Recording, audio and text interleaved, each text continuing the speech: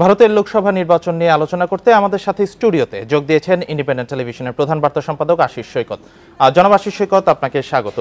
প্রথম দিকে আমরা বুথ ফেরত জরিপে আভাস পাচ্ছিলাম যে বিজেপি নেতৃত্বাধীন এনডিএ জোট বিপুল ব্যবধানে জয়ী হবে, কিন্তু এখন দেখতে পাচ্ছি বিজেপি ও কংগ্রেসের মধ্যে হাড্ডাহাড্ডি লড়াই হচ্ছে। তো আপনার কি মনে হচ্ছে, এবার কি মোদি ম্যাজিক নাকি রাহুলের গণসংযোগ, কোনটা কাজে আসবে?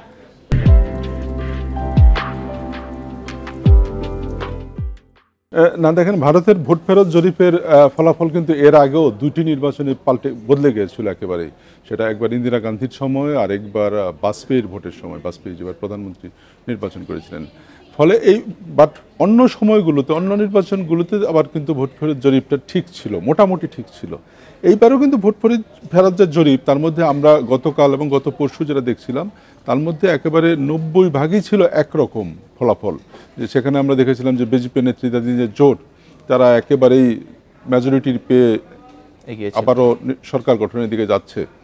কিন্তু আজকে সকালেও কিন্তু যখন প্রথম ভোট গণনা পর্ব শুরু হয়, আপনি জানেন যে প্রথম কিন্তু ওরা পোস্টাল ভোট গণনা দিয়ে শুরু করে, যদিও বাংলাদেশে কিন্তু পোস্টাল ব্যালট গণনা হয় না। পোস্টাল ব্যালট গণনা হয় বাংলাদেশে তখন যখন নাকি দুজন প্রার্থীর ভোট যদি টাই হয়ে যায়, তাহলে বাংলাদেশে পোস্টাল ব্যালট খোলা হয় না, খোলাই হয় না। কিন্তু ভারতে কিন্তু একটু ভিন্ন রকম আইন, ওরা প্রথম পোস্টাল ব্যালট খোলে, তারপরে ইভিএম এর ভোট।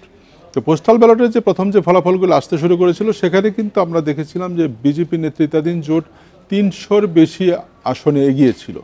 কিন্তু দিন যত গড়াতে শুরু করেছে, এখনও আমরা তো সব ফলাফল গণনা শেষ হয়নি, আমরাও সেই তথ্য পাইনি, কিন্তু দিন যত গড়াচ্ছে তত আমরা দেখছি যে কংগ্রেসের নেতৃত্বাধীন যে জোট, ইন্ডিয়া জোট, সেই জোট কিন্তু ক্রমশ এগুচ্ছে।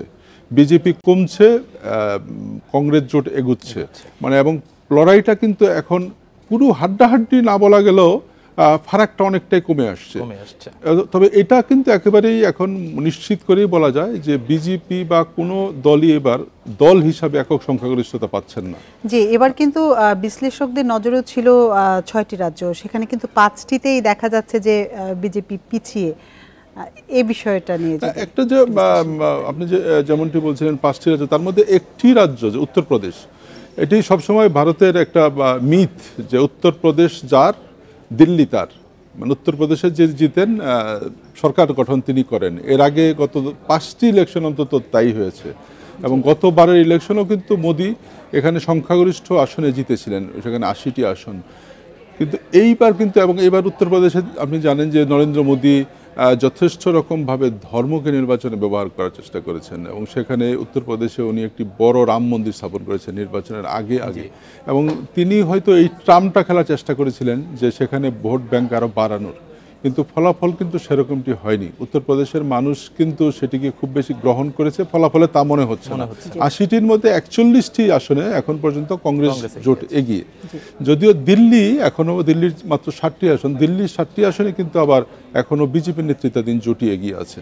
কিন্তু আসলে এটি বলাই যাচ্ছে এখন যে কোনো দল একক সংখ্যাগরিষ্ঠতা পাচ্ছে না। মানে বিজেপি কিন্তু গতবার নির্বাচনে একক সংখ্যাগরিষ্ঠতা পেয়েছিল দল হিসাবে, জোটের বাইরে তারা এককভাবে 302 আসন পেয়েছিল। আপনি জানেন যে ভারতের যে সংসদ, সেখানে 542 আসনের 43 আসনে ভোট হয়, 272 আসন পেতে হয়। কিন্তু বিজেপি গত নির্বাচনে একাই 303 আসন পেয়েছিল, জোট মিলিয়ে পেয়েছিল 350।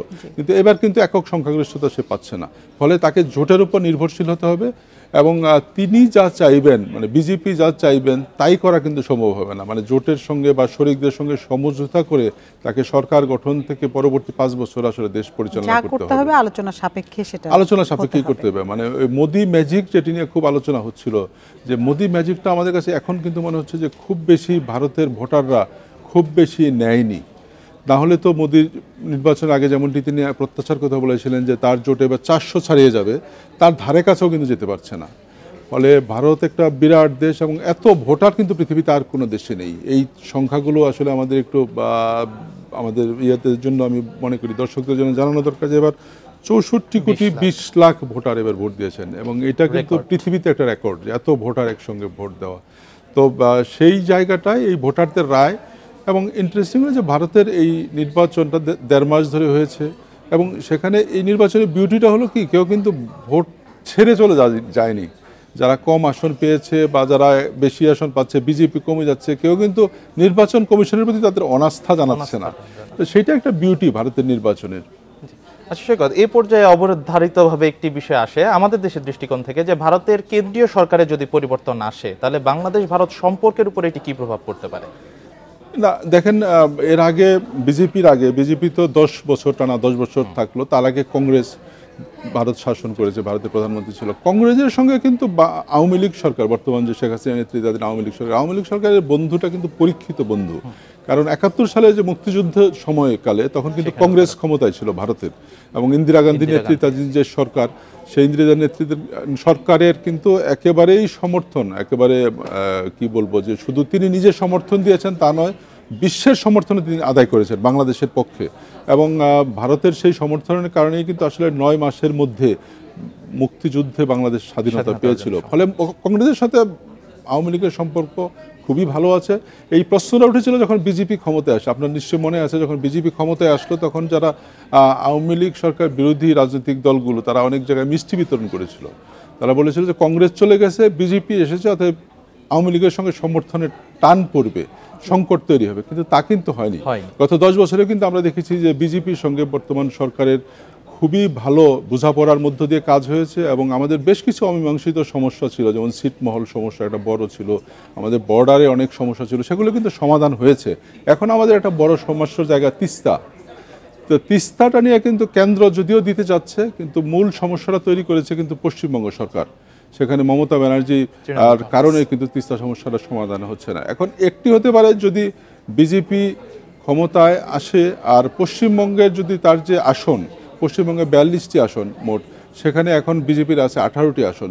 তো সেখানে যদি বিজেপি এবার সংখ্যাগরিষ্ঠতা পায়, মানে 21টা বা 22টা আসন পায়, তাহলে এই তিস্তাটা পাওয়া আমার জন্য একটু সহজ হতে পারে। বা যদি কোনোভাবে কংগ্রেসের নেতৃত্বাধীন জোট আসে, তাহলে সেটাও আমাদের জন্য সুবিধা হতে পারে। ফলে বাংলাদেশের জন্য আমি মনে করি যে এটা উইন উইন সিচুয়েশন। কংগ্রেসের নেতৃত্বাধীন জোটই আসুক আর মোদির নেতৃত্বাধীন জোটই আসুক, বাংলাদেশের জন্য সিচুয়েশনটা আসলে খুব বেশি জটিল সমীকরণে যাবে না।